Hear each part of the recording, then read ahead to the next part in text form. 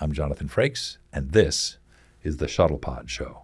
But in that poker scene, which you mentioned, which is the way the show ends, which is a callback to All Good Things, which was the end of our run.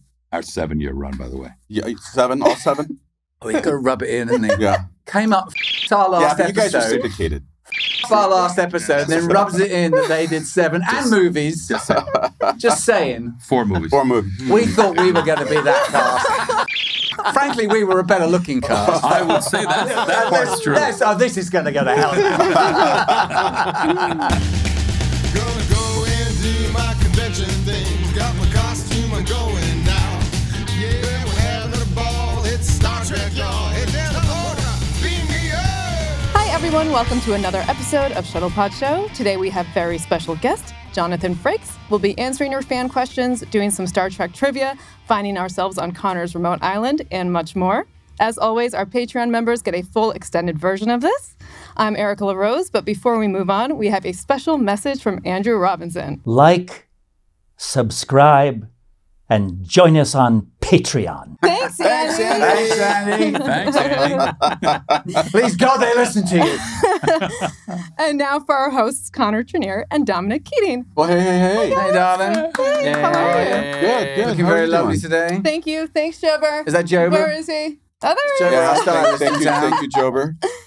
We neglected Wash last week, so we need I see Jober does not dress Wash. Apparently not. No. Wash is That's our, naked today. Well, I think Wash was holding out for Kim Kardashian's stylist, but That's our Good mascot. good luck with that. Yeah. That's our mascot. Oh my Yes, I God. gather. Wash sits in a feta cheese.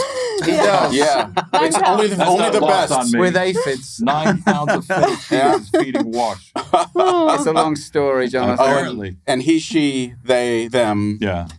look great now. Yes. This is the good version. This This is the good improvement, boy. yes. Oh, yeah. No, Oh, it was rough for a he's while looking there. pretty sprightly. Yeah. It was. As indeed is our guest Oh, du nice jour. transition. Whoa! Boys and girls, ladies and gents, Treks and Trekkers, welcome back to the Shuttlepod Show. We've got, how else? I mean, you can only just say number one is in the chair this week. Number one. The inimitable, Number one. fantastic To me. Jonathan Frakes. God bless you, Jonathan. Thanks for coming. Yeah. Thank you, mate. Yeah, absolutely. It really is. This all came about from the cruise, didn't it? No, I asked if I could be on the show after I saw you guys with Berman. Yeah, that's right. We're absolutely delighted. Yeah. It's been a treat seeing you and the gang back together. I tell you, I just watched the last episode 2 nights ago in preparation of you coming on today, and to see you all round that poker table at the end, it brought a tear to my eye. Well, it's Terry Metalis. He gets, I think, Yeah. the credit for the vision and also the fact that we're all old now. And Yeah. some, have aged better than others. But the idea of these characters Who? of being 20, it was 20 years ago. 20 Yeah. years, man. So obviously the characters have changed, but the actors have changed. Yeah. And yet we've all been friends for the whole You have, haven't you? 36 years. How long ago was your show? 20 years ago. Well, we ended Jasper 17. 2005. So 17 years ago. Yeah. Yeah. We ended. We ended. So we started 36 years ago, which is insane. That's And young Bill's people. show was 55 years ago. Yeah. Wow. That's Yeah. We're lucky. Yeah. It's a wild family to be in, is it So not? It really is, John. It truly is. We're all blessed to be. I mean, it really, it's never stopped giving. And the fact that Connor and I now have got this sort of second Cottage industry. lease. Exactly. Yeah. It's a nice lift up to be able to, see our friends every now and then and talk shop and really get to know a bit And it's more a about pretty it. amazing group of people as well. It is, isn't it? I mean, the There's- talent level and the wild personalities, but there's something about, we all have a pride about it, I think. Yeah, we do. But we also have a sense of humor about it. Yeah. Absolutely. And I think we have this gratefulness about Oh, this certainly. kind of thing and the cons. Real and all gratitude. The fact that it's, there are we could have all gotten a lot of pilots that wouldn't have Oh, God. kept us interested. God. I was going to say Interested this. in us. Yeah. I could have been on Lost for 4 years. Truly. Made good money, Mhm. but then lost. Right. No, And that it's could have true. been it. So despite the fact you did a couple of episodes of the first season of Picard, didn't you? I did. I Yes. directed 2 in the first and 2 in the second and 2 in the third. And did you appear? You appeared too. I did appear. as At Riker. the end of the season, there was a wonderful writer named Michael Chabon, who's a novelist, Yeah. who was on the show from the beginning. They were sort of grooming him to be a showrunner. Right. I'll tell you that story in a minute. But he wrote an episode called Nepenthe about the Rikers, Troy and Riker, taking their sick son Thad to this island or planet or whatever it was that they thought was going to cure him. He died, and we were now still living there mourning with our wonderful, brilliant daughter, Kestra. Picard comes with his sort of surrogate daughter, Issa Brione's character, Right. Sone, whatever the character's name was. They come. We have the Riker's making pizza. There's philosophical talk about parenting and all that business. And then at the end of season 1, magically, Riker's back in Starfleet, Right. saving the day and Right. blowing up Romulans. So initially that wasn't pitched. They had you just as a director coming on to that first well, not only season. was it not pitched, there was a very clear, and it couldn't have been more clear. Picard show was only about Picard post Next Generation, post Starfleet, and Patrick invited everyone to dinner from our cast to tell them himself, eye to eye, I'm doing a Picard show. Essentially, You're not in it? that's pretty much the gist of it. Wow. I was luckily in Maine. How was that dinner? How did that go down? I wasn't at the dinner. I got the phone call before the dinner, and I was, I was lucky. I was directing, so I kind of was on the show. Sure. And Brent was playing all those other characters he plays. Yes, all the songs of the Sung family singers, all those fucking things that he does. Right. So he was on the show, and then by the end of this first season, Marina made an appearance. So what he had been so adamant about gradually dissipated. And then by the third season, Terry what was the Matalas- letting out of that leash then? Was it? I think it was the pitch that there was a good enough story to merit bringing some of the characters back. Right. And so Terry took Patrick and me to lunch, pitched a story about discovering that Patrick was actually the father of Crusher's child, which is kind of a cool story. Yeah. And that was the opening of season 3, and then we needed all of the other characters to save the day against the. Was there resistance from the cast? Do we want to go back and do this? No, I would have thought not. No, Who would resist? Well, I wonder. Who doesn't want to work? All right. So the pitching was easy. It was more. No, it was Patrick who. Was needed it Patrick? Well, yeah, 'cause as I said, accepting that he might. I don't want to say need, but it might be a good that thing. must have been how it felt. Yeah. And I suspect I love him dearly, obviously. But I suspect he's having a feeling of, oh my God, so this is maybe what we should have done. Right. Or maybe it was best off as the ending to have I can imagine as an actor, you want to front your own show and have a satellite cast of younger, hottie, that classic TV show. But all that does is remind me of my meeting with you guys on your show. Right. It couldn't have been more inappropriate for Scott, certainly, but for all of you to bring in characters from the original Next Gen of that world of Star Trek. Yeah. And it was, for the people who don't know, it was Riker and Troy. Yeah. Marina and I were invited in for what was allegedly, according to the producer, a Valentine to the fans. And I could feel in my heart and my gut and my brain that it was wrong. And if I had been Scott Bakula, I don't think I would have been the They paid him $40,000 and he showed up and did it. No, I wish it was $40,000. But it was, it was a job. It's like, we say yes to all the jobs. But this was a job in the family that was getting, because the other shows went, 7 seasons? 7, yeah. And this was the end of the 4th season. So it was not. It was a kick in the nuts, mate. Not like that. It should have had its own. It wasn't like we were going to come in to save the fucking show. All we did was come in and be an awkward part of. I watched it last night, and I had its culture. Yeah, and that's and it's a part of the Star Trek culture that is one of our few real bumps, I think, in the road. Is that decision? Yeah, don't you think? I do. I quite agree. I watched it last night, and just having your character start Scott like a puppet. In those holograph scenes, but I'm told it was kind of embarrassing. It's not our finest hour. To see our captain literally go, and then you just walk off, and we're left. Yeah, I will say though that one of the most fun scenes I ever did was in the galley. It was in the galley. It's a beautiful scene between you two. Yeah, that was a blast. It's a beautiful scene between you two. It really is. And I've got to say also, one of the funnest days I had shooting was with you in that galley. That last, It was fun to do, but in the big picture, it seemed inappropriate. Sure. To be diplomatic. Because then you've got Marina. You've got Marina sort Trying of. to be diplomatic about how I really Well, no, you're feel absolutely about right. this. Marina's jocular, is sort of, flippant about the whole thing, and your dilemma, the moral decision you've got to make. But it wasn't. It had nothing to do with your fucking show. It had nothing to do with our show. I know. Yeah. It was about an old episode of Next Gen that was also a flashback to pre-Next Gen with the guy from Lost, with Terry Quinn. Right. Oh. So it was so disconnected. There were so many tenuous strains that held it together. But Trip died. Trip did die. He mostly died, as far as we know. But do you ever die? Yeah. Who dies? He does die in that episode. Yeah, but I mean, sorry, folks who haven't seen that. I doubt anybody watching this. Yeah. Picard's dead. Picard is a synth.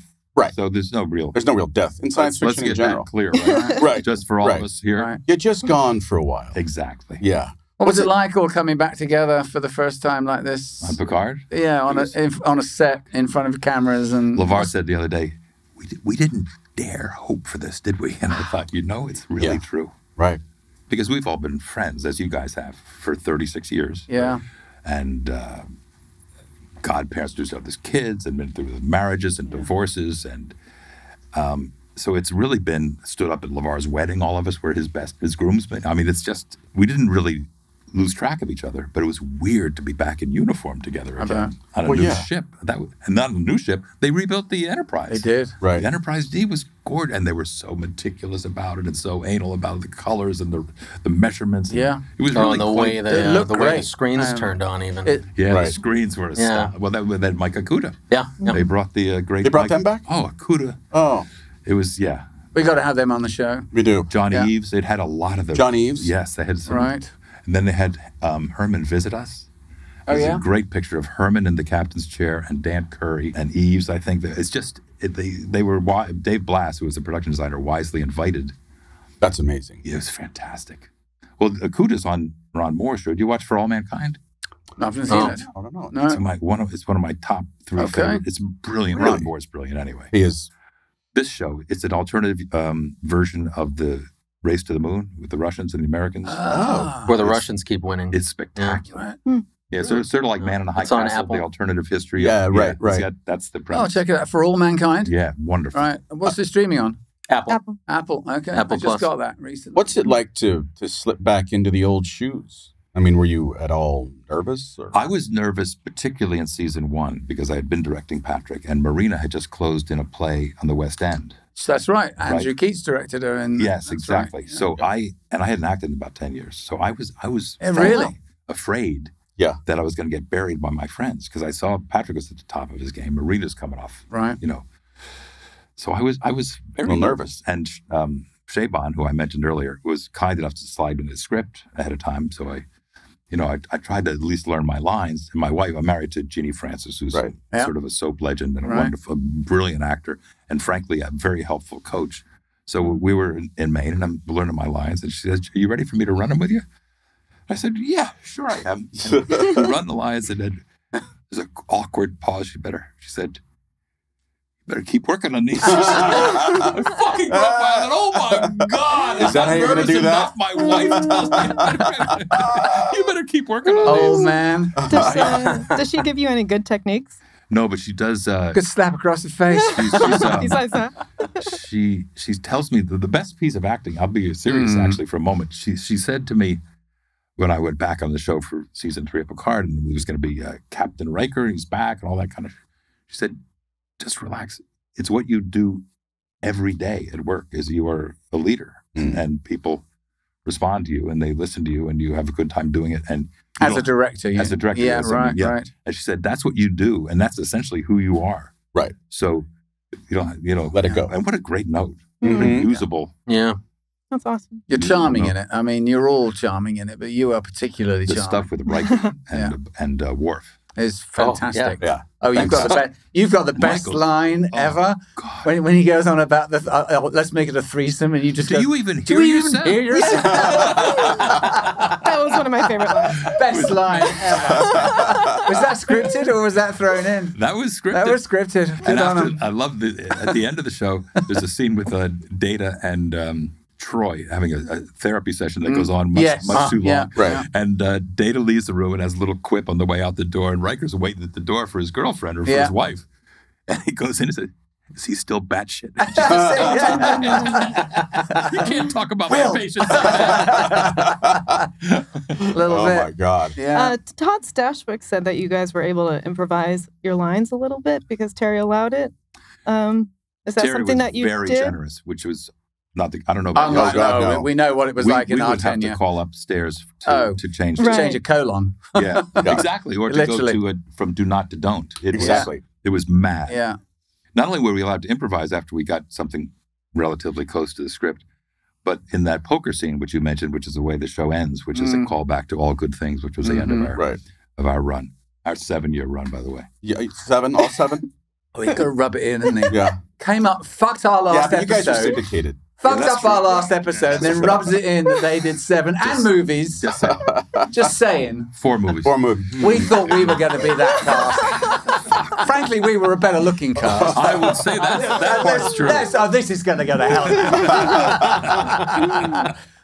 No, but Terry Brandt said, okay, guys, now just play poker. And we had, 3 cameras, maybe 4. 3 cameras and 1 overhead. And we fucked about for about 20 minutes. It looked like the real thing. And that's what he used at the end, where all the real lovely. laughs. Because we were taking the piss about Patrick's money and about Doran remembering his lines. And so it became very personal. Right. And all those laughs real laughs. And real laughs. It felt like that's it was very real. smart, I thought, on Terry's. Was he always there? Terry? On set? Every minute. Yeah. Oh, was he?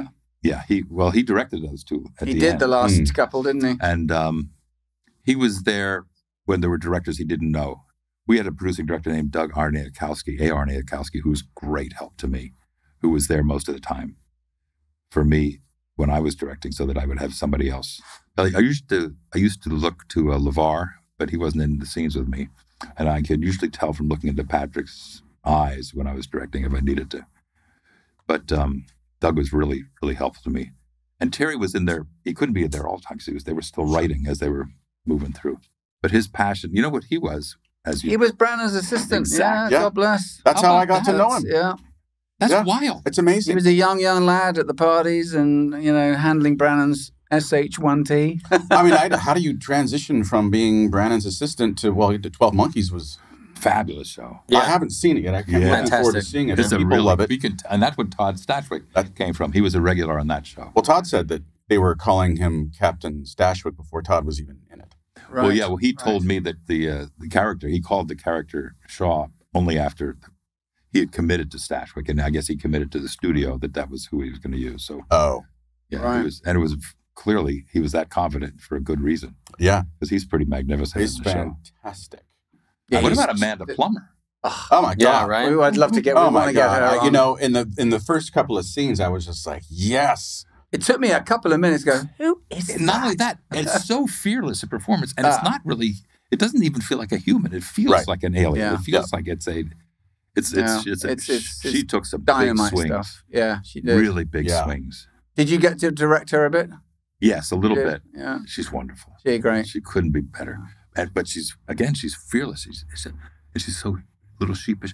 Do you mind if? Is she really? Do you mind if I try this? No, I don't. It's like and then this roar comes out. Right? I had a thought. I think you're going to love it already. I can tell.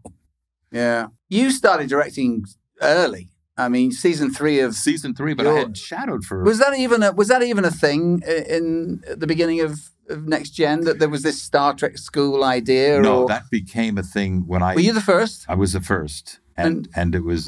Did you always know you wanted to do it? I kind of felt after having been on shows. I'd never had a regular job like this before. All right. And as you know, a big part of the job is sitting around. Yeah. And you can only take so many naps. And so I'd go back and hang out on the set. Right. All the time. Right. When I was there. He took a lot of naps. Yeah. I'm a napper. Brent's a great napper.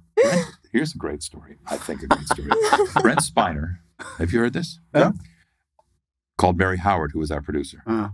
And arranged or committed to pay for a company nap. That he would pay everybody their rate for an hour if everybody would nap, cast and crew. And 2 people refused because they said they'd go run errands. But the deal Brent made was that Everyone had to nap. Had to nap. We all nap, or no one napped. For how long? For an hour. I mean, for how long in duration of like for the run of the show? For no, a nap. Every day. Nap that he would, a nap that he would pay for that hour of work that everybody would nap. But daily, there would be this. No, I think it was going to be one time. One nap. That's one nap. Brilliant. But the conditions, it's great. That's really cool. It didn't get through. It didn't go. Two people apparently wanted to go. Do we know who were the We scabs? never got the Who were name. the scabs? Yeah, exactly. Oh my God. That's so Brent, though. Yeah. He's a great napper. Like you like to nap? I love it. I didn't used to. I think the pandemic turned me on to napping. Yeah. Oh, napping is so magical. Yeah. Can't nap. I mean, an hour is too long. 20 minutes. 20 minutes. 20 minutes, 20, and you're 30 minutes. refreshed, Yeah. and you can move on with your day, Yeah. and I can literally do it anywhere. Yeah. Yeah. You know, give me a second. See, what happens to me is I start dreaming so hard and I wake up very discombobulated. Oh, from a really? nap. If you nap during the day? And I'm just like, what just happened? What planet was I on? Yeah. Yeah. I can't nap because of that. For the Anyways. last 10 or 15 years, I meditate at lunch when I'm working, and for two reasons. One, they can't have any meetings. They can't say, well, by the way, we're going to do this at lunch. Yeah. Because I say during prep, I have a thing where I It's meditate. my rider. Yeah. I meditate during lunch. And I do TM, and sometimes Good it's for you. it's fan, and sometimes it's just a nap. Yeah. You know, Right. You're meditating your And it ass just off. nods and the off next to thing a you know, nap. there's a knock on the door. We're back. Right. I always say, give me 10 minutes before we're back, and so that whatever. I've recently started meditating again, and It's changed my whole thing. It's changing my perspective again. Yeah. I got this wonderful app called Waking Up, which I thoroughly recommend. It's a chap called Sam Harris. He's really good. It's a guided meditation, and then that's led me into. I mean, look, I was sitting in the garden at 6 this morning with a hot water bottle on my back here, just listening to the birds for half an hour. Right. It's a great way to start the day. What did it change in you when you started? I had more energy for the afternoon. Oh. Remember when we used to break for lunch? It would be, you go to that sort of meat coma after lunch. Right. And the crew, especially because that was probably their big free meal of the day, especially if you're on location. Right. And you just have that 4 o'clock or 5, whenever the mid-afternoon lull was. Yeah. If I was able to, because I'd finish the meditation and have some tuna or some turkey, I'd have some protein, go back to work, and I could feel everybody going. And I could... You showed at the end of the 80s. They weren't racking the lines out. Well, that was the early on, but I'm talking about more recently when people got healthier. When people went back to food instead of drugs. Yeah, because you started. I mean, I looked at your bio, man. I mean, you did Dukes of Hazzard. Thank you very much, Matlock, darling. Thank you very much. I mean, some fucking greats. I mean, what was your first big one? Doctors, wasn't it? I was on The Doctors in New York, and 30 Rock, which was an incredible time. And then I got killed. I was a troubled, child-beating Vietnam vet. And eventually I got killed off, and that's when they sent me to L.A. Did you know from an early age that you wanted to act? I didn't. I did a lot of acting as a kid. Not as a kid, but junior high school and high school. But I never thought of it as a career. I wanted to be a shrink. I wanted to be a psychiatrist. And I went to college to be a psychiatrist. And but you did fine arts at I did, but I changed. Pennsylvania. Oh, so, I ended up with the most useless degree. Didn't you go to Washington? Where'd you go to school? I went to PLU in Washington. Yeah. I was at Penn State, and I got a BFA, which is a Bachelor's in Fine Arts, with a focus in acting. Now, there's a degree. Pointless. You could take that a fucking Pointless. back, right? Yeah. It's not worth the paper it's on. Exactly. Then get a Master's of Fine Arts. Not much better. Where are you from? I was raised in Bethlehem, Pennsylvania. Oh, very cool. And then you went to, did you study psychiatry at Harvard?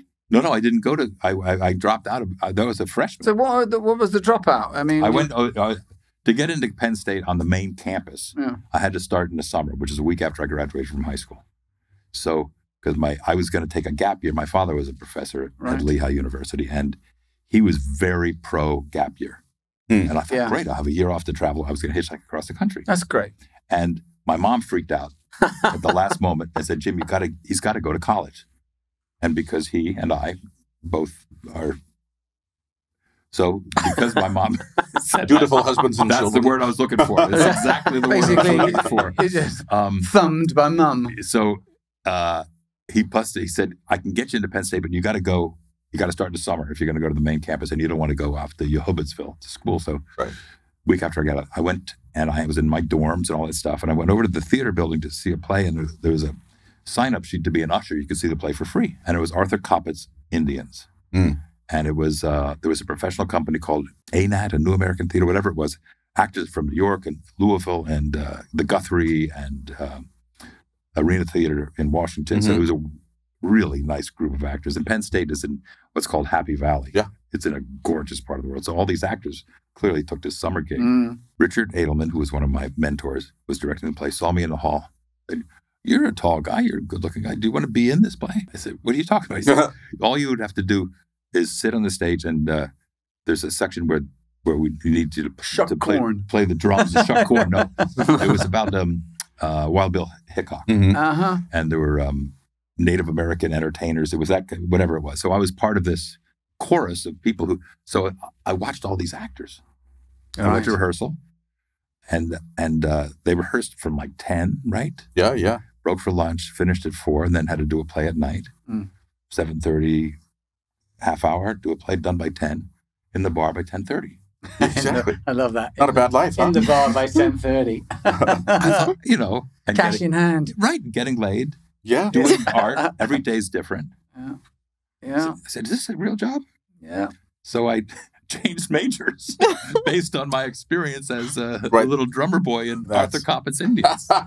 I read you were Comic-Cons, or what, they weren't called Comic-Cons back then, but you were Captain America. I was Captain America. I wish I was at Comic-Cons. No, that was it. So what was that gig? This is a dear old friend of mine named Charlie Davis knew somebody at Marvel, and he had been asked to play Spider-Man. So they gave him a little Spider-Man suit, and he'd go out to comic book stores and to 7-Elevens. And then I guess they had it was the first time they had personified, or whatever that's called, these characters. And they said, well, do you know anybody who could go out as Captain America? And that time I was thinner, and I had a little Captain America bump in my chin. Yeah, a little Kirk Douglas. Yeah. So they said, oh, yeah. So I went and got this spandex Captain America suit they fit me for, and these silly boots and a garbage can lid. Little did you know that you were prepping. Exactly. Little did I know. And then they sent Charlie me. How do I look? Yeah. How do I look? They sent you look very Captain America. Very Captain America. That fucking spandex. Were yours spandex? No, we got so lucky. Ours were basically, we got Prada jumpsuits. They were cotton, almost like Chevron service stations. They were so comfortable. They were very comfy. Yeah. Not for you. We finally had comfy suits on Picard. They were beautiful, those leather. They were beautiful. I have to say the costuming on that show was terrific. Both costume designers were They brought it up to the minute, and yet it still had a retro feel about it. No Bob Blackman. He wasn't in he's long gone. He's on American Gods or something. Oh, is he? He's still we working. share a birthday. Bob. Oh, do you? Yeah. Oh, Gene Roddenberry. Shut the door. Bob Blackman, and myself. What date is that? August 19. August 19. Wow. Little known fact. Not anymore. We used to do they give us an itinerary, right? And we would get sent coach to Omaha to do 2 7-Elevens and 2 comic book stores. And it was $50 a day for each of us. So we get $50. And with my deal was they'd give you a rental car with a guy, like a Taurus, and I had this shield in the trunk of the car. Then I get up in the fucking hood of the car and ride into the parking lot of the 7-Eleven where there would be like 8 people. And they say, God, you didn't even look like Captain America. It was like my experience as Santa Claus. But we did have 2 great Captain America, or great Marvel things. One was we were working at a comic book show in New York, and the manager of Blood, Sweat, and Tears came to us and said, can you come to the Met? The Blood, Sweat, and Tears would play a concert at the Metropolitan Opera, which seemed bizarre anyway. Yeah. Because Bobby Colomby, who was the drummer for that band, was a massive Marvel fan. Marvel fan. Right. So we said, sure, it sounds great. And they were going to give us an extra $50. So we ran down the aisle at the Met, got on stage. Bobby Colomby was surprised. We were invited to the after party with Blood, Sweat, and Tears. And I discovered that the best part of being Captain America as opposed to Spider-Man was I wore a cowl in Spider-Man. so I could have a cocktail. Yeah. And poor Charlie Davis is trying to get up to that little. Can I get a straw? Can I get a straw to this thing? You're a real actor. Yes. I love it. We had one more Captain America, which I'll share, which was we were invited to the Amy and Rosalind Carter, who was Jimmy Carter's wife and daughter, environmental lawn party at the White House, which we had to go through all the security shit, and Stan Lee came and somebody was there. In costume? Hulk was there in costume. Yeah. So that's. You've been to the White House. I've been to the White House As Captain America. As Captain America, and those are the only pictures. Those are the only pictures that exist, I think, as Captain America. Oh, really? Yeah. Oh, I got to see those. God. I got to see those. So then you go to New York quickly? New York right out of college. Yeah. Right after I worked at the Loeb. That's why I have a Harvard connection. I never went to Harvard. I just worked at the Loeb Drama Center, which was the theater that was on the Harvard campus. You should look at your Wikipedia then. Believe me, I left it in. You have an MA. Right. Yeah. I could have never gotten in. You heard how I got into Penn State. He was impressed. Yeah, I was like, he's a Harvard boy. I didn't know. So funny. Yeah, it says it right here. Apparently, didn't Gates say she went there too? Or is that bullshit as well? She probably did go there. She says she's taught at every university in the world. Yeah. she's done a lot. Yeah. So what brings you to LA? You met your wife Jeannie We fell in love on North and South, but I was in a series that she was the star of called Bare Essence, which was a short-lived, just at the end of those nighttime soaps like Dallas. That was back east. This is still back. That was here. That's by the time you got here, you met here. Was she already in her? She had a period of time. This was Zenith. post that. Yeah, she's now in her 46th year on General Hospital, on and off. Yeah, So she started. She gave up her child. She started on that show when she was 14. Wow. The Luke and Laura stuff was like 80, 81, which was the most watched episode of daytime television ever still. Yeah. And then that turned into her getting to go do things like Bare Essence, which didn't do as well as anybody had hoped. But then the same producer hired both of us on North and South, which was this epic about the Civil War with Patrick Swayze. Yep. So that was where we were on the road. And while we were making that, were you already a thing by then? No, I was too old for her when we were in Bare Essence. I'm 10 years older than her, so she was a kid. Oh, God knows I was flirting with her, but it felt wrong. Somehow by the time we were on North and South, it was. I'm not from Tennessee, you know. We've been together 38 years. That's congratulations, man. That's no small feat. You've got two lovely kids, haven't you? And, yeah. Did you like doing soap operas? I did. It was my first paying acting job. I did some theater and summer stock, and when I went to Harvard, obviously. Well, yeah, but never a job where you got paid. That period. What do you get? It made real Harvard money. I was on a soap for a month. And did you get paid like $175 an episode or something like that? It seemed like a lot of money at the time. I got paid a little bit better than that. Well, it was probably a lot later. It was 90. Yeah. 300, 500, 700, whatever it was. Like $750 a day. Yeah. Pretty good. It's a lot of money. Yeah, I hated every second of it. Well, it's because you played a magician who couldn't do magic. Of course, I've already told this story. They've heard it, but what happened, of course, is you go into an audition and somebody goes, "Can you do magic? What are you gonna say?" Of course, you said magic. Well, I had to work the next morning. Yeah. I didn't know that either. No wonder you hated it. I hated it. All I could learn how to do was hide the quarter, show the quarter, and then God bless one of the actresses. Drop the quarter. She was such. You were never on Coronation? No, I never did soaps in England. I tell a lie. The bill, it wasn't a proper soap, but that was a cop show. I did the bill five every year. You could do it again, and literally within 3 days of my year up, my agent would get a call. I got you on the bill. Another villain for Keating. Yeah, same character. I played different villains. I played 5 different villains. Some had hats, right? Yeah. Well, the line load for them I've watched Jeannie learn 30, 40, sometimes 50 pages of dialogue. It's not uncommon for her to learn 30 pages of dialogue at night. Mm-hmm. Wow. And opposite of the story I told earlier, I said, do you want me to look at them with you? Yeah, let me just read them with you. And then she'll read them and she'll be circling lines, circling. And then, do you want me to turn the TV off? No, she said, I'm fine. And she'll play with it for a while. And then she'll say, a while, like 20 minutes. She says, let me see if I've got these. Then I turn the TV down. And she's got her fucking letter perfect, and it dries. Wow. It's because of that muscle. Yeah, exactly. From 14 to 60. Right, and it gets strong the longer you use it. Yeah. And, she doesn't have a photographic memory or anything like that. No, not. But Noah Wiley does, who I've worked with. Does he? And Todd Smith, LL Cool J does, who I've also worked with. Really? And I've seen him take the second AD knocks on the door to get you to come to the stage. Mm-hmm. And he's been recording the night before. He grabs the sides, which are in the second's pocket. He's walking. This is in our soundstage. Just walking to the set with it. Walking slowly. Okay, thank you. And it's done. And it's in. Wow. That's a neat trick. It's a good thing for an actor to have. Sure, it certainly is. I wasn't given that gift. Have that? You ever seen that in an actor? Scott Bakula was pretty bloody good. I bet he was. He would learn his lines in the chair. He had 2 small children when we were shooting that show. He'd be up all night being dad. He was not the, get the nanny up. And he would come to set and he'd have days, those bridge days and we'd be fucking around. But that man was word perfect. Yeah, so Noah Wiley had that all through the Librarians. Very, very. It's a real gift. It is a gift. I mean, I hate them. I do too. I hate them. And a real envy for them. Yeah, Connor. It's awful. So how come you never directed our show?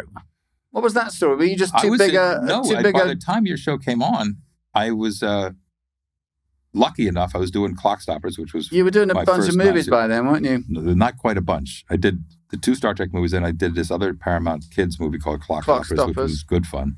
And then I was sent to London to do Thunderbirds. The big one. You never did Cody, the Special Agent Cody ones, did you? That wasn't you either? No, that was... No. What is that? There was some movies that were shot Kids in London. spy movies. No, they're not ever letting me back near any of those things. That was what happened. It was a disaster. Do you talk about the Thunderbirds stuff? I'd love to. Go on then. Dude, I mean, did you get a sense that this was doomed from somewhere? Well, Jerry Anderson didn't approve it. Right. Jerry Anderson was the creator of the Thunderbirds. Oh. Who are... Because that was my show as a kid. Marionettes, who saved the world. Yeah. They had Thunderbirds 1, 2, 3, 4, It was a British thing. Which were ships, which were spaceships. I've still got the original toys. That's what I'm saying. Mm-hmm. So it was a massive thing. And Tim Bevan, who was the producer from Working Title. Eric Fellner and Tim Bevan. Exactly. Right. So it was a big company. It was a thrill to be over there. It was a gift to Tim Bevan, who was a fan of the show, because he'd made so much money for Universal. Right. And he interviewed a bunch of directors. And by this point, I had done action stuff. I had worked with kids. And he and I got along famously. Right. And he's a nice bloke, isn't he? He's fabulous and so smart and so helpful. Yeah. He's one of the greatest producers I've ever worked with. He's on set every day, smart. So he hired me and sent, because the Thunderbirds is international rescue, had the production designer, John Beard, and the line producer and I were all sent on a world tour to look for locations. Good God. We went to Africa, we went to Australia. It was like a dream. It was like I thought, this is big money budget. Exactly. Yeah. It was just you've arrived. Yeah. It was astounding. And then it turns into, and then Jeannie flew over. She closed our house down and rented the house and came over to London with the 2 kids and went to a hotel. I came back from the Scout. This was going to be a 2-year project. At least. More. So they got us an apartment, we got us a car. The kids got into 2 different schools. So it was the whole family came and adjusted their lives so I could do this gig, which was dreamy. Sir Ben Kingsley was in it. Bill Paxton was in it. What studio were you going to be at? Was it Pinewood? It was at Pinewood. It was right next to the Bond Studios. It was everything about it was like movie dream lore. and then the first weekend was such a disaster that it. Why do you think? 2 things. As we were making the movie, it was meant to be like a spring kids action adventure movie. And Universal got excited about it because it looked great. It was big, and it had stars in it and all that. Said, we'll put this out as our summer movie. And it opened opposite Shrek and Spider-Man. Oh, no. So that bad timing. That didn't help. And the Thunderbirds thing wasn't especially known in America, was it? I think that's an understatement. I don't think... it was known at all. No idea. Exactly. No idea. There you go. Exactly. In fact, I thought Thunderbirds was some sort of jet thing. Yeah. Yeah. It was a huge show in England in the 60s and 70s. And a successful version of it. Yeah. If this was But it was a puppet show, too. Yeah. It was marionettes. And the charm of that the goofiness of that lost on an American audience. Right? And also lost in this massive action adventure that we made. Because it was live people. It was playing, really live people. Playing marionettes. Yeah. Yeah. So have you seen Cats? Actually, it had a Cats-like opening. Did it? No. And I went to movie jail. I kid about it, but I have not been interviewed for or had a movie job since. And was it just silence, or did nobody, or were you kind of like told, well, that was your shot? And no, that was the end of my rise in movies. And then I went back to, we had a place in Maine, I've been back to lick my wounds and felt sorry for myself and all this What shit. does your agent say to you at this time about your directing career? Nothing. There was nothing. And then Dean Devlin, who I'd known for years, called me. I auditioned for Dean a few times. Yeah, he's a lovely man. Good man. He's got a lot. And he's a mensch, isn't he? Yes. He really is. He said, I've got a project called The Librarians. It's going to shoot in Africa. I can't oversee it because I'm doing another show. And the guy who directed it he needs to be, you'd be approved. Would you come to Africa and do that? So he threw you the lifeline. Exactly. Bless him. And I've been gratefully employed as a TV director ever since. Wow. Did you have a sense at all in the making of the Thunderbirds that it was going to be trouble? No, just the opposite. If anything, they encourage us to think, you guys could maybe, it's going to be monster. Are you going to be okay to stay here and do another one? Will there be this? Will there be that? Which characters can continue? Who's going to... We had the greatest time making. We shot in the Seychelles Islands. You poor thing. It was insane. It was an insane experience. Do you remember the whole experience fondly then, despite the end, the end of it, despite the end product and as I described all these moments, all these kind of movie making moments about the world tour for the Recce, and then the being an expat in London, which was fantastic. Yeah, sure. The cast, the whole experience with movie stars, real movie stars, and then the other part of the movie lore is that first weekend is, in fact, what makes or breaks a movie. Yeah. It's not bullshit. I found out especially the hard way. Then. Especially then. But I think even now, isn't it? I think so. I mean, I think if you don't start well, it's not going to continue into anything, and you can't slow burn into something anymore because they give you 2 weeks and then they yank you out of the theaters. Yeah. Well, then with the streaming films, that's a different animal. It's a different animal. These were movie theater movies. If you didn't make a piece of your nut in the first 2-3 weeks, you are done. Yeah, which is why those $5-6 million movies were so fucking risky. Because if you didn't make at least a third of your money back in the first 2 weekends, you weren't going to make that money back. It's not coming back. Right. And that's why those $5-6 million, $7 million movies were the most risky, especially the arty ones. Yeah. You either got those people in the audience, and or they're not going to the movies anymore. They're not exactly. They're not going to go. Or it's a Marvel or Deadpool or something. They've taken over everything, haven't they? I mean, a movie and they're great. Yeah. Yeah, they are. It's a dangerous business, though. It certainly is. And streaming has filled in, I think, the void, certainly. Yeah. Right. The stuff that's on Apple. Your Banshees of Inisherin, those movies. That was my favorite last year. Mine as well. And Everything Everywhere, Michelle Yeoh's. Those are my two favorites. I tried that once, and I just couldn't quite get grabbed by it.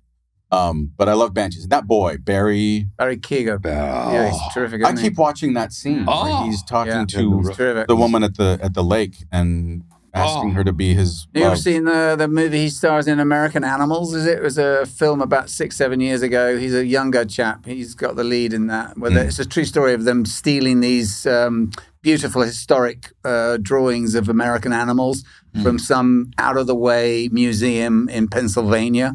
It's worth seeing. It's beautiful. It's terrific. Doesn't that actor also have a tragic sort of backstory about it? He does. Fostered, Yeah.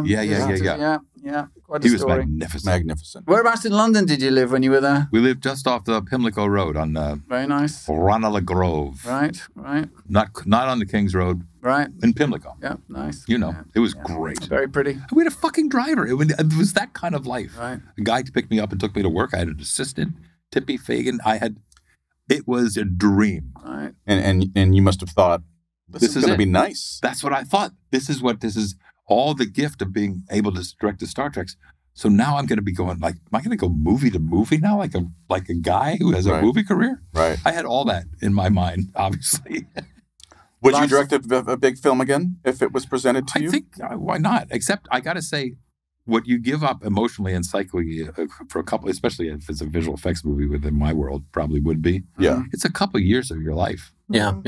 Right. Even the worst episode of television is only like 3 weeks. Right. So you go and you do it, and it's, you make the best version of it you're going to do. And then that one's finished and wrapped, and it's going to air. But movies, I don't know.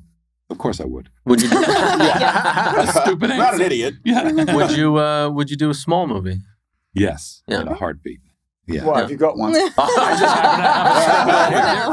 hard to get off the ground. Yeah. I mean, you guys all. Not with Jonathan Frakes directing it. And that's the other thing that's been really painful is that people have brought me projects, and I've had to say to them, frankly, I said, it's a great honor that you like me, but I bring nothing.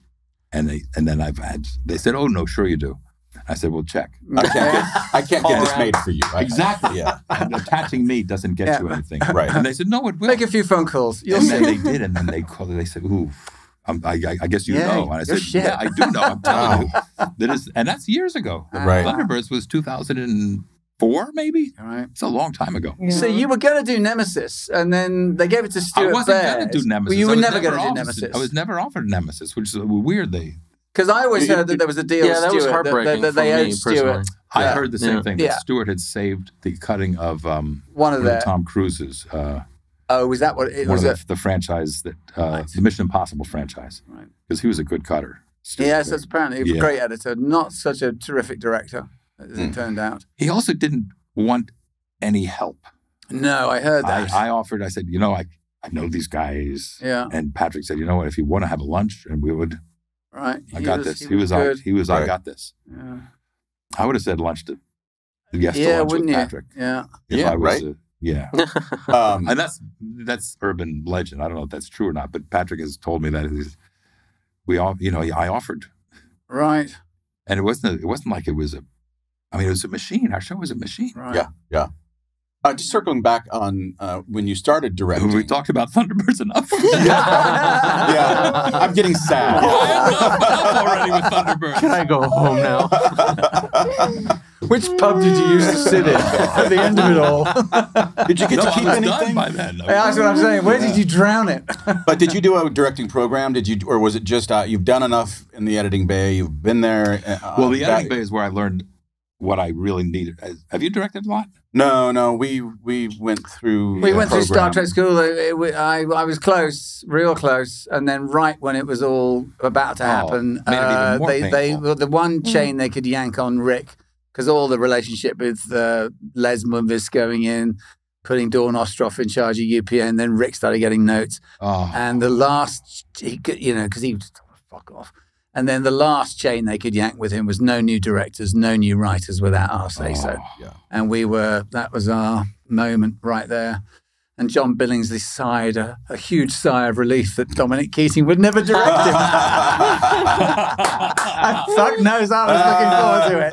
I want a Billingsley episode. He's a funny bloke. Oh, he's great. What a Great. talent. Saw him at the Hollywood Food Coalition thing a couple days ago. Yeah, he's with us on our pancreatic cancer thing now. Yeah, your brother died, didn't he? He's out, a young man. 41. God bless Oof. me. Oof. That's too miserable. And you're part, you and Armin and Kitty and now John. Right. Yeah. Yeah.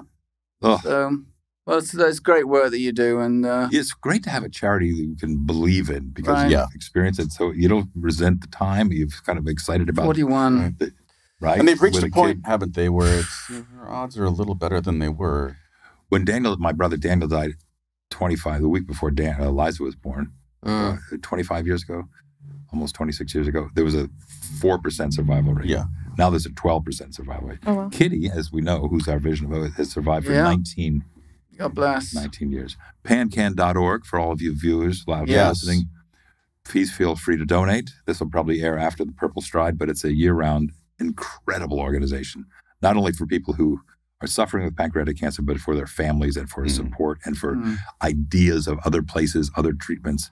There's a desperate need for early detection, which is why we're trying to raise money. And early detection, because my brother, they opened him up with, they call it the Whipple, which is the surgery they do on pancreas. They said, no, sorry. It was too late. Too late. Closed it back up. And said, about you got what 6 the months to live. symptoms that come that show that something's not right. And he was yellow with jaundice, but he was so far gone. So there's there's no marker. You know, we get a blood test and you can say, oh, you're going to. There's no right. Yeah. So they're working their asses off to find. To get something like that, like the PSA number for your prostate and all that. Oh. Well, we're going to donate to you want to talk about? Sweet. How's the directing again? We were talking. Well, we have a mutual. So you did a lot of Burn Notice, didn't you? Oh, and my brother! My first paid work was with Gabby Anwar. I adore her. She was in The Librarians. Was she in that too? She was the female lead. She was a sweet 16-year-old. In the job that Dean Devlin took me to Africa. She was the female lead with Noah Wiley. She's great, isn't she? We did a fizzy drink tango commercial together. That was my first paid work. I'm crazy about her. Yeah. And crazy. She stayed in Miami. She married She did she? Yeah. She married a restaurateur, an entrepreneur down there. And she's got. And her dad is Tariq Anwar, who's a big-time editor. Important editor, yeah. And that cast, there was 4 of us. Joe Wright was the other guy who ended up being this big director. Yeah. It was me and a girl called Sarah Griffiths who ended up, I think she married or certainly lived with Joseph Fiennes for about 12 years. And Gabby, it was for a soft drink commercial. Beautiful. Yeah. Beautiful. Gorgeous. Yeah. Even at 16, she was like, wow, you're going to... Breathtaking and very talented and very funny. Yeah. Yeah. Anyway, Small World Connection. That was good. So what gets you into the director's chair on Next Gen? Oh, that's where we started. There was so much standing around. I mean, Mitchum is allegedly the person who said, they pay me to wait, I act for free. Yeah. So I spent a lot of time in the set. I thought the best place is obviously over there where the director is, where all the energy comes in and out of. And I like the whole aspect of, I like to control. I like the story. I like I like the guys. I really like the crew. I like the people who do the kind of the important work. Right. I love actors, but I didn't know a lot about the editing. That's where we were in the middle of. So I was lucky enough. Rick Berman was running the show, and he said, "Well, you really need to get in the editing room." But a lot of those guys, Letterman and Benko, wanted to be directors as well. So they were really proprietorial. Well, I think they were turned a little bit. Said, "We got to let Frakes in, right? Try to help them out." So what I learned there, which has served me very well for making television, is when you're screwed at the end of the day and you only have an hour, what shots do you need to get if you can get that scene? Yeah. And knowing what the editor needs has bailed me out of a number of knowing how to stage in a more simplistic way, or how to simplify. Lose the idea of the fancy pants, multi-stop, the big swing shot. Yeah. Right. Get all that shit out of the way. And if you're dead... Put the tracks back in the closet. Exactly. So I spent almost 300 hours in the editing room with these guys. And it was so useful because it's, it's another myth, which is not a myth, is that the show is made there. It is. Ultimately. The magic dust gets sprinkled there. Right. Yeah. And it's their medium. And you know who to cut to, and you know who to cut from, away from. Yeah, and you could feel it and they have it's a real talent, and so that was very helpful. And then I'd go in on my days off, and I'd spend the day in these production meetings and in visual effects meetings. So I learned about prep, and then I remember specifically one day I was living in Jeannie's house in Tarzana. I said, you know what? I don't think I'm going to go in today. I'm not shooting today. She looked at me, very wise woman, the same woman who gave me the good direction. She said, that's just what they're waiting for. That's exactly what Rick is waiting for, you to lose interest or not. So he doesn't have to give you an episode. Right. Got in the fucking car, drove to Paramount. Right? Smart lady. Absolutely. She is a smart lady. Were you terrified your first day? Or were you ready? No, I was so ready. Who was your DP? Was it Marvin? I was Marvin, of course. Oh. Yeah. That's great. Oh, he's a genius. He kind of is, isn't he? Oh, he's a savant. He's just a man. Yeah. He's so passionate. Yeah. And you could see that because if a director came on one week and didn't... Marvin Rush, we're talking about, who was a cinematographer on all the And if that director that week didn't want to fold Marvin into something of the creative process, Marvin would get a bit humpy. He would get humpy. He used to get sad. Yeah, sad. Sad. Yeah. It would be sadness that you don't want my input into this. Well, we're not talking out of school by saying that Mike Vehar, who came out of editing, did not need Marvin, and he knew exactly what his shots were going to be. He knew what he was going to cut, and those were the times that Marvin suddenly was really interested in the LA Times. Yeah, or the war in the Gulf War. Not the Gulf War. He was on our show. He had an earpiece in. It wouldn't have been Afghanistan. It must have been Kuwait. He was in the. He was wild because he was a helicopter guy. Remember? Oh, I didn't know that. Yeah, he owned a helicopter. He had boats when he was shooting our show. He was living on a boat. Yeah, and named it Wildfire. Is that right? Yeah, did he really? Redheaded wife. That other show that he shot in Calgary, Hell on Wheels. Hell on Wheels. Oh. Do you know, I nearly got a part on that. That was a great show. Yeah, that was Anson Mount, who's now the star of Strange Jewels, who started on Discovery, and Colm Meaney. And Colm, that's right. There were two Irish boys. That's right. I nearly got one of the Irish parts. And Christopher Heyerdahl played the Swede. I know Christopher. Sweet guy. Well, he's a one. He's been on all our shows too. Yeah. Yeah. He's amazing. So then how many episodes do you do the first year? I did 2 or 3, I think. The first year I started was season 3. So I did The Offspring with Data Birth's Baby, which was my first episode of TV. And the writer was Renee Echevarria. It was his spec script that had been turned in. Oh. It was a Brent show. And, there's certain actors who know that when it's their episode, they're going to be good. Right. So it was a Brent show.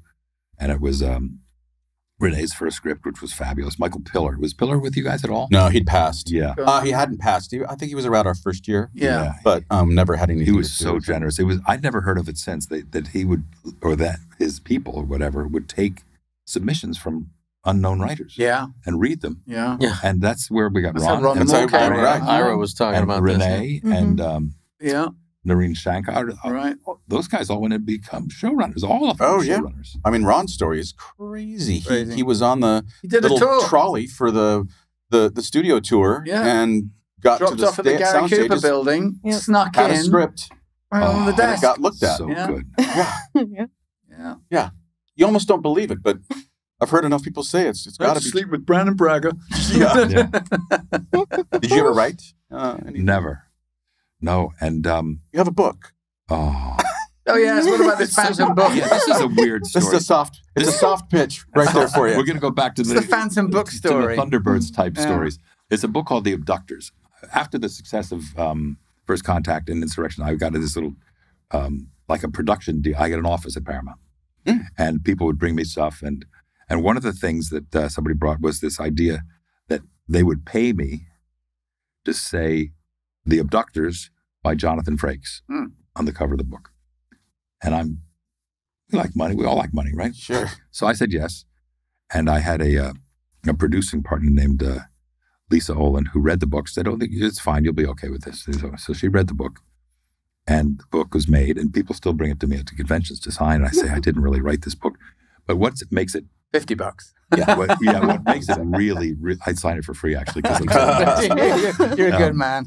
My father, as I mentioned, was an English professor. And in addition to being an English professor, he was a book critic for the New York Times and for the Cleveland Plain Dealer. So the idea. How much shit did he give you about this? Well, it's one of the most embarrassing parts of my life is that I did this, the son of this man whose life was about literature, and I was a fucking scab. I was a lie. It was really it's a stunt author.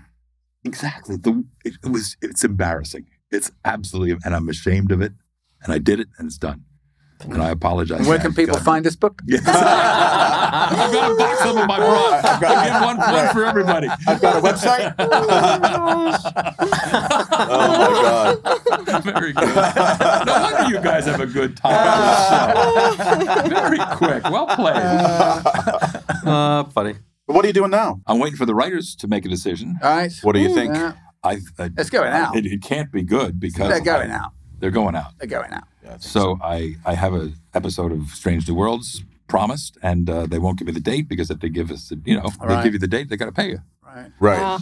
So well, on our show when the last writer strike or a writer strike was going on, they had backloaded so many episodes that we never stopped working. Yeah. Well, I think that's the case on Strange New Worlds. And I dare say they've done that again. The producers have set themselves up for to dig in, see if they can sweat them out. 2007 strike was 100 days. That's a long time. That's a long time. It kills the industry, and I honestly, always never ceases to amaze me the mean-heartedness of production that, we had Ira in the chair a couple of weeks ago, and, these mini rooms he talked about where they want you to basically, cut a show, make a show, pitch a show for no money. You're doing all the work that you would do as if you were going to, build this show, but they don't want to pay you. Mm. And I think that doesn't seem right, does it? Doesn't seem right. And then the streaming thing has to be. I think that's what, and the writers always are first, and we'll be second. The SAG will be a month later. SAG is, I believe, May 1st. Oh well, what'll happen with SAG is that we're going to our leaders will go like, no. Well, okay. Yeah. Oh, SAG's to work. And the same with CGA. We're a pathetic. So the writers unions. will do the dirty deeds. Yeah. And get as much as they can, and we'll get some version of that. Right. Yeah. Exactly. But it used to be when you did a network show as an actor or as a director, your residuals, especially a big network show, nighttime, big night, you can count on some money. Right. Not anymore. Not anymore. Well, now not with streaming. Kind of buy you out in the beginning. Well, that's like when you do a voiceover for a cartoon or something. Said the first 7 shows of this they own. Right. So whoever repeats, they give you a fee. Sometimes it's just the scale, and they say, well, that's still worth. We get 7 plays. Right. I don't know. I'm not quite sure. You do quite a lot of voiceover stuff, don't you? I don't do as much as I'd like to. I love it. Right. Do you do a lot of it? Do you do I've done a bit, quite a bit. Yeah, I've done a fair amount. Video game stuff. It literally saved me through COVID. Yeah, I bet. Did you do it from home? Yeah. Oh, yeah. He has a studio. It's one of those, coffin boxes. You stand up in the room. Sweat. Yeah, exactly. You stand up and sweat. You're in there for a minute and a half doing an audition. You come out and you're lightheaded. Yeah. That was a tough audition. All the oxygen is gone from the room. You're like, I know. Marriott hotels. Do you have a booth? I don't have a booth, but I have a mic, and you don't have a booth. And an eider down. I have a mic, and I sweat there anyway. But the writer's strike is providing this opportunity. Brent and I are working on a project currently called the Brent and Johnny Show. Oh yeah, have I told you about this? No. Well, you tell Brent if he comes on our show, we'll come on that. Yeah, that's good. It's a wish fulfillment show. Yeah. The vibe is a little, American Pickers. You ever watch American Pickers? Yeah. So it's Brent and I are on the road to go to fulfill a wish of some trekker who has something that they want to do for their child's high school play or something. Yeah. And it's got a little bit of, remember Dirty Jobs, the Bill Rowe show? Oh, yeah? So we end up having to do either build sets or fix somebody's garden or something like shit. Right. And it's like Queer Eye. It's got a lot That's a great idea. So the two of us are on the road going to fulfill the wish of some trekker. And that's the gist of it. And we're right in the middle of, we put a sizzle reel together. So I love the idea. It's sort of in this theory, and it's in the Star Trek. You'll be the Jimmy Saviles of America. Who's that? What's that? Just Jimmy Savile? No. He had a... That's like the Thunderbirds. What's Thunderbirds? Again, we're back. You insist on circling You guys back. said... You have no idea what I've just said, do you? The English people watching, where are you guys? You all know what I just said. Yes. He doesn't sound good. No, it's not good. It's not good. I want this to be good and fun and helpful. Well, I do. I'm sure it will be. And there'll be no Jimmy Savile-ness about it. Would you think you'll act again? I'd love to. I actually thought that with the success of this Picard season 3, that they'll get an audition. Nothing. Todd, you should get an Emmy nomination. Yeah. You should get an Emmy nomination. You were fantastic. It's so bad out there. Is it worse than usual? It's hard to be an old white guy. I tell you that as a fact. Yeah. As an actual fact. As an actor. Yeah. And as a director. Even as a director, too. More so as a director. Really. Because of the mandate. God bless it, but it's accurate. But it's... Yeah. It's... right. Pendulum someday, hopefully, will it's come out of the wall. We all... Yeah. I mean, I certainly... Thank God we had our time when we had it. Yeah. We were blessed. We really were, mate. Speaking of auditions, I was curious. I thought you were going to say, speaking of old white guys. Speaking of old white guys. What about playing Father Christmas this year? Thunderbirds. I played Santa Claus. Have you played Santa Claus? I was Santa Claus at, you know what Lord and Taylor is? They had no toy department. This is in New York. This is right around the Captain America era in the 70s. And my agent said, you can work as Santa Claus this season. I said, great. So there's a Santa Claus place. They kit you out? Right. So they kit you out. Yeah. So that was the good part of the story. So they sent me to Lord and Taylor.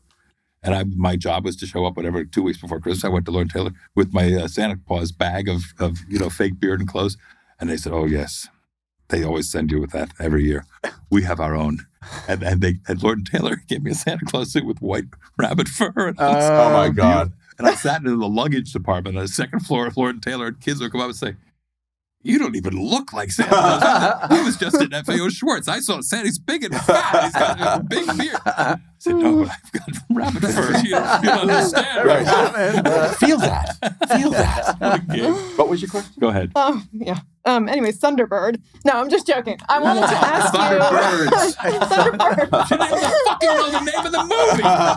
It's bad enough. I'm going to watch it tonight. God. I'm going to watch it tonight. Good luck. Get a child. It's great. It's a kid's movie. Yeah, I'd love to watch it. Get a child. We're back to Jimmy's. Oh, no, no.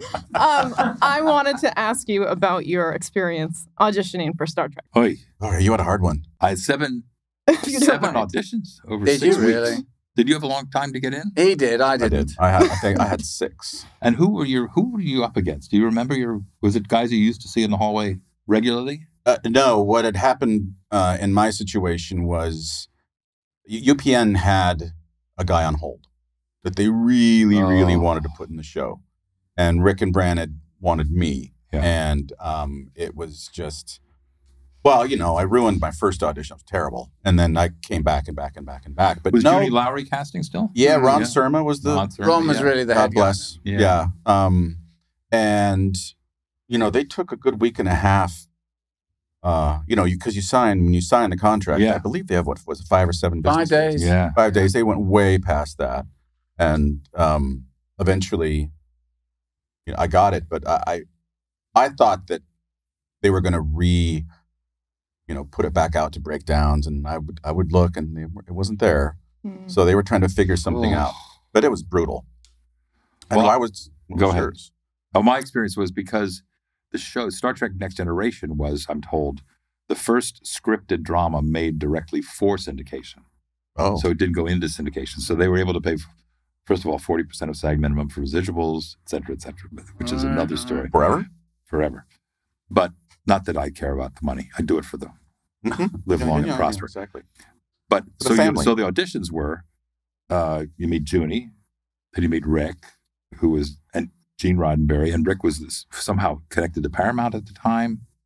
And so that was okay. Then Corey Allen, who was the director. So that's 3 or 4. And then in the last 4 or 5 auditions were for all these different people at Paramount, because there wasn't a studio job. It was people making decisions on behalf of the networks or the channels that the show had been sold to, because Roddenberry didn't believe in, he had such a bad experience at, I guess, NBC where he was. And there wasn't UPN yet. So he was it was again sold, that. Yeah, so it was sold to 237 separate channels in the United States, with half of the advertising attached. So it's probably advertised. Anyway, there were a bunch of people whom I had to audition for. Before. And they had a voice in this. They had a say. They must have, because I kept going to I'd go to Roddenberry's office where Corey Allen was. This is the last 3 of them. And they'd coach me up a little bit and talk about it. And that's where Roddenberry tells me this famous story that I use at the conventions, where he says, Jonathan, with those great hands. Oh, you didn't meet him? No, we never knew him. He had the longest hands, and he was about 6'8". And Jonathan, in the future, there will be no hunger, and there will be no greed, and all of the children will know how to read. And I thought, oh my God, I just heard Gene Roddenberry tell me about this. So he inspired me, Corey was giving me notes. And so I think Gene wanted me, and I think maybe Rick or Corey wanted Billy Campbell, a wonderful actor, William Campbell. Yes. Right. And I think it was sort of down to the 2 of us at the end, and God bless. Yeah. Now, were you a fan of Star Trek? Oh, thank God. Wasn't. Yeah. Jeannie actually had a poster of Shatner in her Kirk in her bedroom when she was growing up. So she's the one that said, again, back with my wife, saving my career.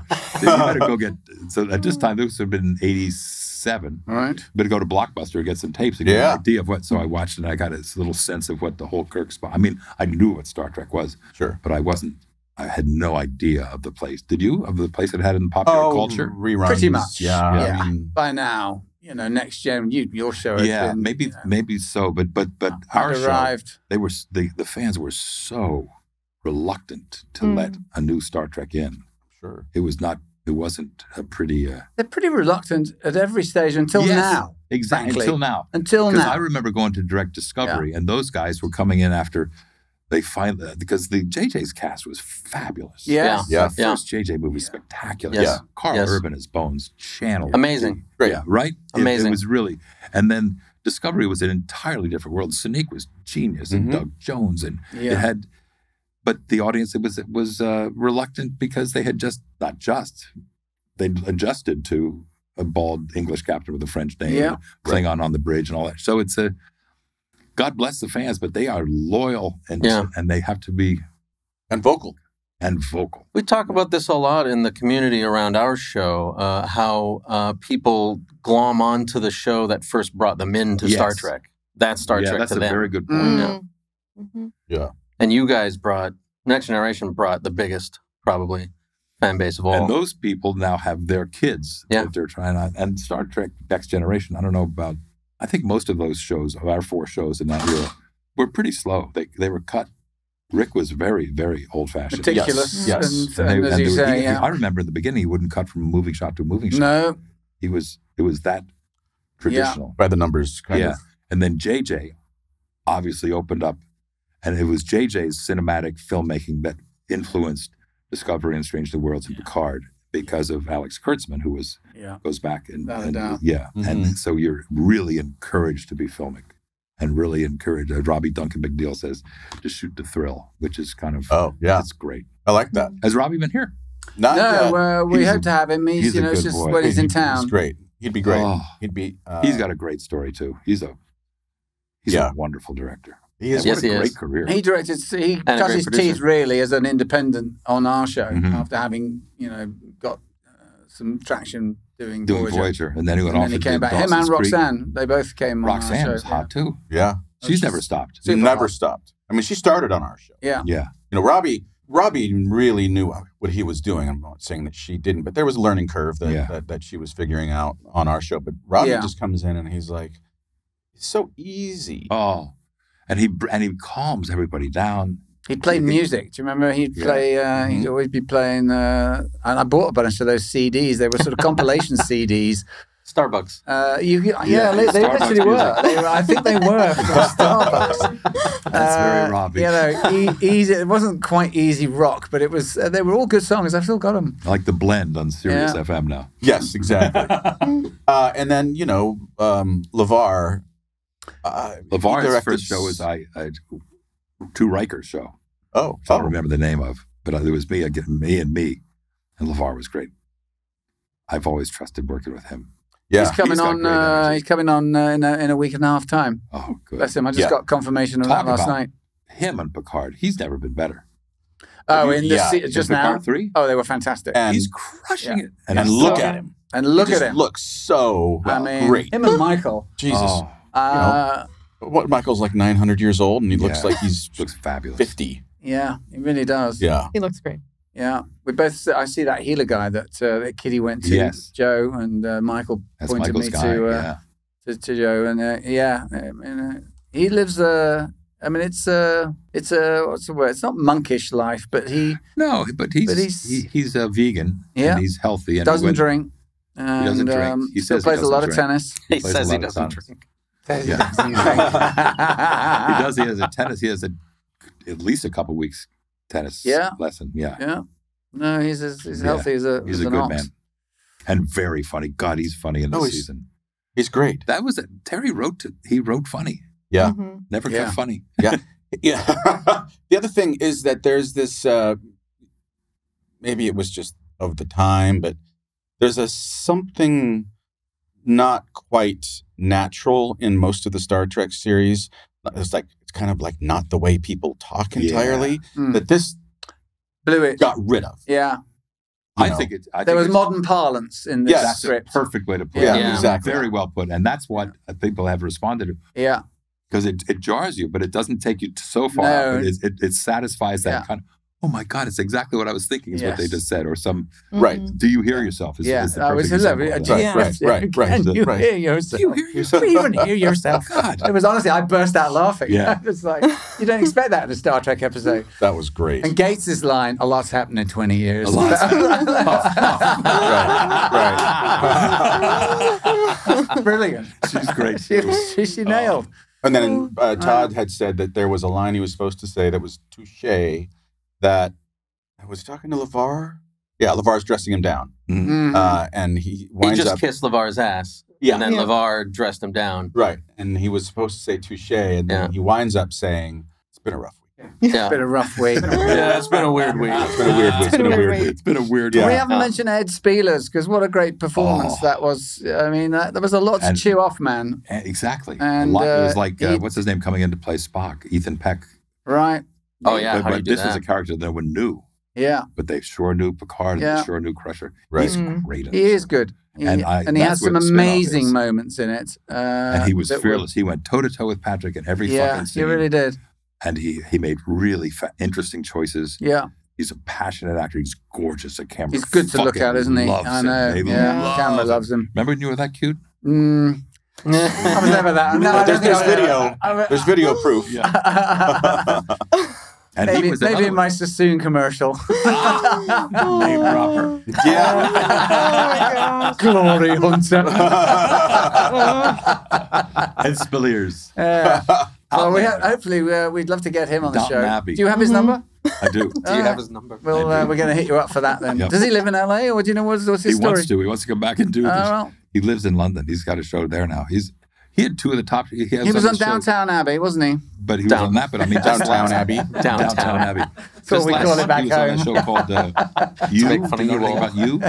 Oh, yeah. The That season streamer. they shot in London. Yeah. So he did a season of You after he did Star Trek, and then Picard comes out. So and he was in these two hits simultaneously. Well, I wonder if He's he's had some more ready. auditions. I bet he has. Probably. Yeah. He has my same. Oh, We have the same Connor. agent. Do you? She's so proud of him now. As a matter of fact, we went to the premiere and she went with him. Oh my God. I said, I've been your fucking friend for 40 years. Thank you very much. That Thunderbirds thing still stinks. That's amazing. Oh my God. All right, are you guys ready for some fan questions? Sure. Yeah. Yeah. Jonathan? Jonathan. Wake up, love. Do I have a choice? Are you ready? In that case, yeah. They're usually for the guest. I was afraid of that. They're not going to be better than yours. No. Okay, great. Tim Groisey from Patreon asks, do you share Riker's affinity for jazz? And if so, who is your favorite jazz musician and why? Oh, very good fan question. I do. The reason that Riker likes jazz is because I like jazz. And You play the trombone, don't I you? play the trombone, not well. Me too. I play loud. Right? My best credit is that I played trombone on the Fish album. That's right. Yeah, I read that. Yeah. And my buddy, the late, great Paul Fox, who was my next door neighbor, was a producer. He produced Hoist, among other things. He produced R.E.M. and Jacob Dylan and Bjork. And the guys in Fish were massive trekkers. And they knew I played the trombone, and they invited me Great. to play on this album. So I went out to the studio on a Saturday. That's awesome. Took my trombone out. It's not awesome. It's like Thunderbirds. I went into the booth and I looked at the charts. First of all, it was like 4 sharps.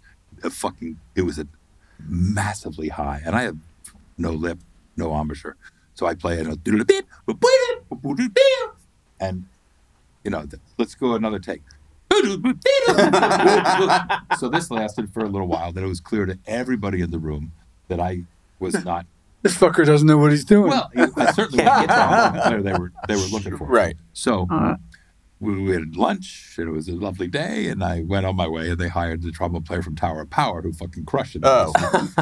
But those outtakes they used on Hoist, and they call it Riker's mailbox. Oh, sweet. Because my mailbox, which was across the street from Rosenbaum's house, which is why he asked me to come up there, was this old, you know how some mailboxes look like animals? This was a cow. You know, how like largemouth bass. Yeah. Right. This is a cow that had been hit by so many cars on Lookout Mountain. It was just dented, so it was... I have an elephant's ass. Yeah, has your mailbox. So people had, they recognized the area as a landmark, was Riker's mailbox. So that was the name of the cut. Hilarious. And Paul Fox, may he rest in peace, gave me a gold record of Did he really? Yeah. Wow. Oh, that's great. That is awesome. Wow. So the answer is yes. And Is that in the guest bathroom? no, but it will go up in a new house. With the Grammy. Yeah. Wow. Muhammad Noor from Patreon asks, as you know, you're Muhammad Noor. Muhammad Noor. We Yes. just discussed him. Yep. We just discussed him. Mohammed, you're coming on the show, Hi, sir. Muhammad. End of July. That's He's a a book. good guy. He's a great guy. Yeah. He's a great guy. We love you.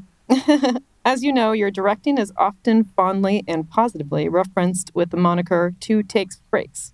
What are some lessons that you've right? learned over the years to be so efficient? 2 takes frakes is actually oddly based on the opposite. I was directing First Contact, which Yeah. I'd never done a movie before. Right. Never It was done your a studio first one, was it? First Yeah, movie. yeah. And the producer, his name was Marty Hornstein, was always on the set watching the money. And I did a shot of Patrick doing something, very simple. It worked great. I said, okay, print. Patrick, you good? He said, yep. I said to Leonetti, you good? Leonetti said, yeah, it was great. I said, good, print, let's move on. Marty said, whoa, Frakes. This is a studio picture. All right. You have to print 2 takes. All right. Back You up. have to. Well, they want to yeah. back up. Well- I guess, just who knows? I knew that. Is that where it comes Oh, from? that's Yeah, but I'm thought of as efficient because I am, but it's not 2 for takes that, frakes. it's for this. Honestly. I learned that lesson. I learned so much about the difference between Oh, I'm sure. movies Can you and- imagine saying that to Clint Eastwood? Yeah, I think he produces his own movies. Yeah. No, we're moving on. Yeah, exactly. It was fine. Yeah. I haven't flown commercial in 55 years. Now Yeah. fuck off. That's fine. All right, next question. Jay Stops Time from Twitter asks, please dive into the origins of the Riker maneuver style of chair sitting. Oh. Did you have chair sitting? I did have chair sitting in 10 Forward Lounge when they built it for Whoopi. Was it man split? No, No? there was Step over the chair. There were no backs in the chair, and it's such an asshole hot dog move. I did the thing where you step into the chair and put your ass down. Oh yes, I noticed that. Yeah, I've seen several And I episodes. didn't think anything of it until somebody wisely, or It's reverse cowgirl, really. it's a reverse cowgirl, exactly, and they put it together on YouTube. A compilation of me sitting down and standing Such a up. choir boy, isn't he? Wow. So it became a thing, if you will, like the Picard maneuver, Right. like this. Right. So it was, and you can't do it in every chair, obviously. Right. Catch yourself. Oops. I need a minute. You measure that chair up. I'm not going to sit down. That's right. So that's it was the convenience, and it's again, it's like writing that. I didn't write that book, but I shouldn't have sat down that way. Just some asshole decisions you make that Stick with you. this was less painful than the book. Yeah. He had a couple of movies. This one was never a very good one. Only had 2 or 3. Yeah, he had, You go the half tea. arms He had akimbo? teapot. You go both arms? I go both arms. Arms akimbo? Oh, Yeah. he Yeah. did. Fucking He did quite a bit. I got away with it. Sort I'll of. say you did. That is bold. He'd be working. I knew what I had. Next question. Nicole Eller from Patreon says, tell him, thank you for such an incredible ride. Picard was amazing. Yay. Yay! Yay. You're an inspirational director. Who would you say inspired and influenced your style? I steal from the best. I steal from Spielberg. Nice. I steal from. New word. Yeah. Tarantino, Kubrick. You steal from those. You steal shots from people that you remember, as you felt. Right. John Huston. I mean, Hitchcock. You steal from the best, and you pretend that you thought of that. Right. Did you see Fabelmans? I did. That fantastic scene at the very end of the movie where he's talking to John Ford. It was great. Brilliant. Yeah. So clever. Lynch. David Lynch Yeah, playing him. It was Another one to brilliant. steal Brilliant. from. Best scene I in don't the steal movie. from him because I don't know how he stays on those shots so long. Yeah. Right. Endless, right? Mhm. Or it goes up the telephone cord and then stay. Mm. Yep. And we're going to stay in that shot for how long are we going to stay? Seconds and seconds. 20 Wow. minutes. 5 minutes. Yeah. Yeah. That's fearless. It is fearless. I love Lynch. Yep. Are you guys ready for some Star Trek trivia? Yep. Yes. Yep. I thought you'd never ask. I'd like to thank the Random Red Shirt podcast guys, Zach and Chris, as always, for putting this together. Thanks, guys. We also have a contribution from friend of the show, Joshua Hauser. So thank you, Joshua. And here we go. Yep. Great. I almost dropped it. So do you use the button on the back? Yeah. Question number 1. In the Next Generation episode, Second Chances, William Riker comes face to face with Thomas Riker, an identical version of himself. Where did Thomas Riker come from? A cloning experiment. B, a transporter accident. C, the mirror universe. Or D, he was a long-lost twin. Transporter accident. Damn, I knew that. Transporter accident. Yeah. That's the one LeVar Seen that directed. episode. That was LeVar's first directing. Was that episode. right? That's right. Get quicker on the buzzer. I didn't. You've been very nothing quick with fucking that buzzer changed. I lately. pushed it as soon as I pushed it before the question was done, and nothing happened. I'm going table. I'm serious this time. Yeah, I like that. I think the table All right. works better. I've got a feeling. Maybe. Yeah. So you're clearly the brains of the outfit. Yeah. Yeah. Okay. Well, fuck off. Hey, wait a minute. Question number 2. In the Next Generation episode, Cause and Effect, directed by you, right. we meet Captain Morgan Bateson, played by Kelsey Grammer, who is the captain of which Federation starship? No. A, the USS Pegasus, B, the USS Hood, C, the USS Bozeman, or D, the USS Juno? Do we know? Bozeman. Bozeman. Woo! Yes! 1. I knew it. Damn it. So, Whoa! 1 all. You guys can confirm. I get it. It's like the buzzer on the cruise. Okay. I'm gonna relax now. Oh, they have these on the cruise. Question number 3. What work of literature does Spock give to Kirk for his birthday in The Wrath of Khan? A, Hamlet, B, Moby Dick, C, Julius Caesar, or D, A Tale of Two Cities? Did I get it? I think it's Moby Dick. I would think it would be Moby Dick. It's Moby Dick. Mark. Mark. A Tale of Two Cities? Oh. It was the best of times. It was the worst of times. Damn. Moby Dick was in First Contact. Yes, it was. That's where I'm confusing it with. 2-1. From his chest came a cannon or something. Yeah. Show off. Look. Too late. Question number 4. Which alien species favors blood wine as their drink of choice? A, Gungans, B, Romulans, C, Klingons, or D, Cardassians? Yes, Klingons! 2-2. Wow, the tension can be cut with a knife in the room. Is this the decider? My anxiety is rising. All right. Question number 5. In the Star Trek Voyager episode Virtuoso, the Doctor decides to leave the ship so he can share which of the following with Komar? With the Komar. A, medical knowledge. B, holo technology. C, his singing. Or D, his humor. Mark. Well, we got the green. I'm going to go with singing. C, singing. Yes! There we go! We win. Yes. Boom!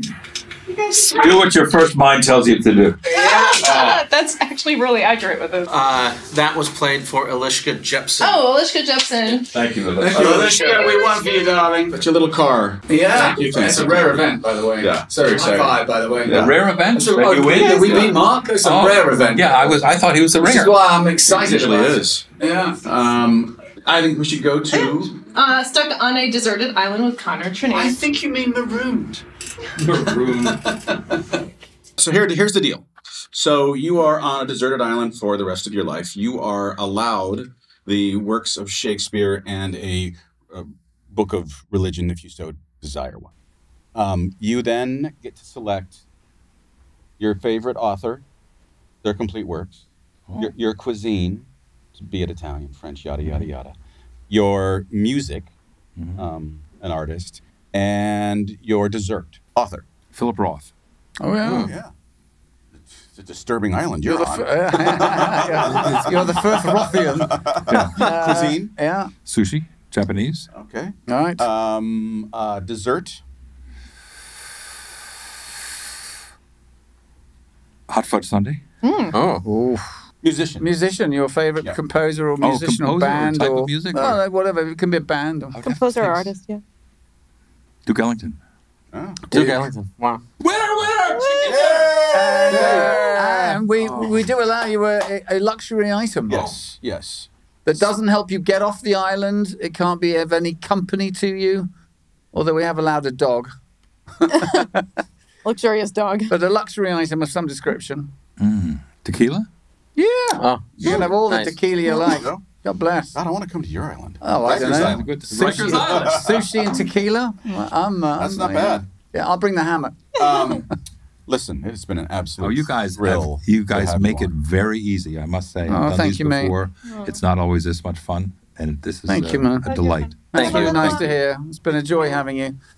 We have a lovely bottle of red wine for you, sir, too. Stag's Leap. Merci.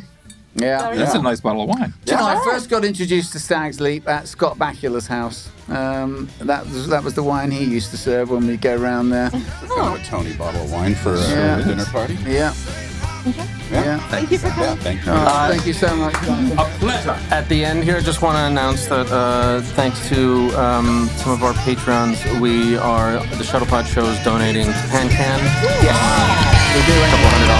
Yeah.